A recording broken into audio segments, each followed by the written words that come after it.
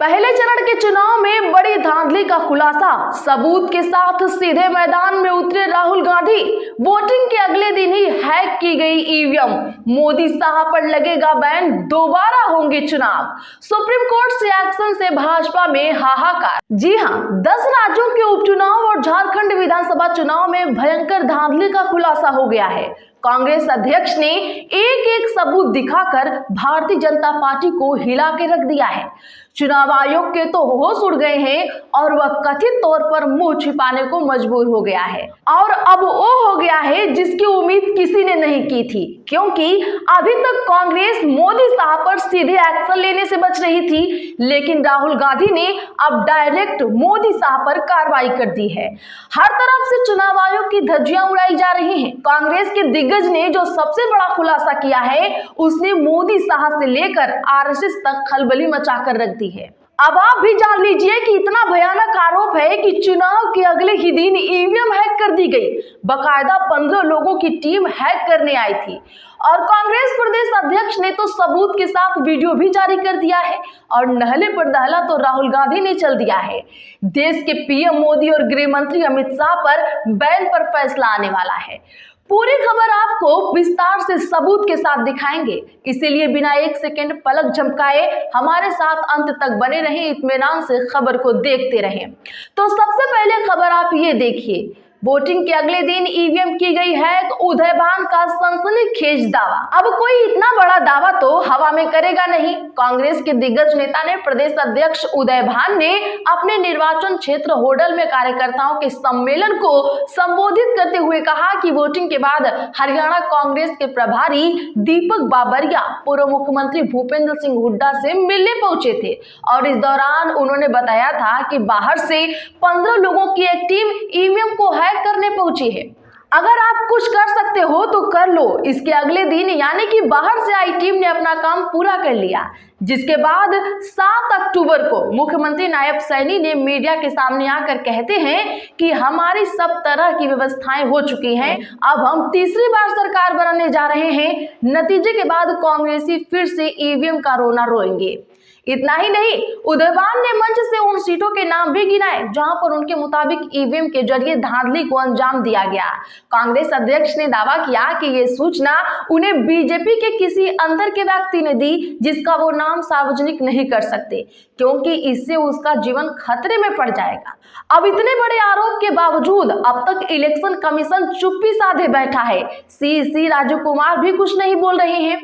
ये तो कुछ नहीं, पिछले दिन ही हुए झारखंड विधानसभा समेत 11 राज्यों के उपचुनाव में भाजपा ने जो कथित धांधली की है, उसका वीडियो सामने आ गया है और किस तरह से चुनाव आयोग ने आंखों पर पट्टी बांध रखी थी और उनके कर्मचारी बीजेपी कार्यकर्ता बने हुए थे। जीतू पटवारी ने वीडियो दिखाते हुए पूरी पोल खोल दी है। रिजल्ट आना बाकी है, लेकिन आप ये सीधे रुझान देखिए। भारतीय जनता पार्टी को उपचुनाव में हमने लगभग 16 शिकायतें की अलग अलग समय।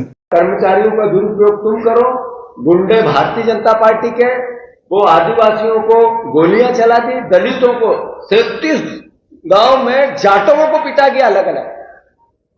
तो उसकी शिकायतें हैं सब जगह, वहां भी है यहाँ भी। इसके खिलाफ प्रदेशव्यापी आंदोलन करेंगे। तो सुना आपने, भारतीय जनता पार्टी के लोग चुनाव जीतने के लिए सारी हदें पार कर दी है। रुझान ये है तो रिजल्ट क्या आएगा बताने की जरूरत नहीं है। आखिर चुनाव आयोग गूंगा बहरा क्यों बना हुआ है? वो ऐसे अधिकारियों पर कार्रवाई क्यों नहीं करता है जो चुनाव में बीजेपी कार्यकर्ता की तरह काम करते हैं? भास्कर ने खुद ग्राउंड रिपोर्ट किया है। चुनाव के दौरान मध्य प्रदेश में दलितों को पीटा गया, पर्ची और आधार कार्ड छीन लिए गए ताकि वो कांग्रेस को वोट न दे सके। दोस्तों, डर तो लगता है ऐसे खुलासे करने में, क्योंकि हम बहुत छोटे चैनल हैं, कोई बैक सपोर्ट नहीं है, हमें तो कोई सुपर चैट भी नहीं देता। खैर छोड़िए, आगे सुनिए। राजीव कुमार चैन की नींद सो रहे हैं और मोहन के एसपी को इसकी भनक तक नहीं है, लेकिन अब सबकी खटिया खड़ी होने वाली है। राहुल गांधी ने बड़ी घोषणा कर दी है, अब वो सारे सबूत लेकर कोर्ट जाएंगे तो सुप्रीम कोर्ट में उसे अपनी चुप्पी तोड़नी ही पड़ेगी और ये बताना होगा कि इन सीटों पर दोबारा चुनाव क्यों ना कराया जाए। खासकर मोदी और अमित शाह जो लगातार नफरती बयान दे रहे हैं, उन पर प्रतिबंध लगेगा। खबर देखिए, कांग्रेस ने इसी में पीएम और गृह मंत्री के खिलाफ दी शिकायत, इन आरोपों के साथ प्रतिबंध लगाने की मांग की। ये तो सबको पता है कि चुनाव आयोग अपने आकाओं के खिलाफ कुछ करने से रहा, लेकिन ये तो प्रक्रिया है, क्योंकि इसके बाद ही सुप्रीम कोर्ट जाया जाएगा। सबूत सारे इकट्ठे हो गए हैं और अब डायरेक्ट मोदी शाह को घेर लिया गया है। कांग्रेस ने चुनाव अभियान के दौरान झूठे, विभाजनकारी, दुर्भावनापूर्ण और निंदनीय बयान देने का आरोप लगाते हुए प्रधानमंत्री नरेंद्र मोदी और गृह मंत्री अमित शाह के खिलाफ चुनाव आयोग में शिकायत दर्ज कराई। विपक्षी दल ने आयोग से महाराष्ट्र और झारखंड में शेष चुनाव अभियान के लिए पीएम मोदी और शाह को चुनाव संबंधी किसी भी गतिविधि में प्रतिबंधित करने, मामले की गहन जांच कराने की मांग की। और अब तो सीनियर वकील ने भी सुप्रीम कोर्ट से बड़ी अपडेट दी है, जिसके बाद से ईवीएम में धांधली करके जीतने वाले की सांसें अटक गई है। देखिए और सुनिए।